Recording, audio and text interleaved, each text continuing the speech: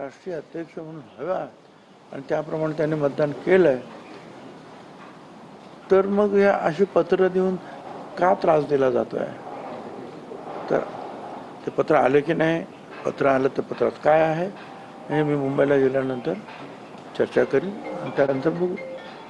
श्रीमद भागवत जर वाचलं असतं तर अजितदादांचा अपघाती मृत्यू झाला नसता, असं खारघरचे इस्कॉनचे अध्यक्ष सुरदास यांनी दावा केलेला आहे. इस्कॉन मंदिराचे अध्यक्ष आहे, इस्कॉन मंदिर आहे, इस्कॉन मंदिर त्याचे एक अध्यक्ष आहे. त्यांनी असा दावा केला आहे की अजित पवार यांनी जर भगवद्गीता वाचली असती तर त्यांचा अपघाती मृत्यू झाला नसता, अशा प्रकारचं त्यांनी विधान केलेलं आहे. ठीक आहे, त्यांचं विधान त्यांना लखला. काय आम्ही सुद्धा भगवद्गीता अशी घेतलेली आहे, पण त्याला ते वाचणं वेचणं काही पूर्ण काही जमलेलं नाही आहे.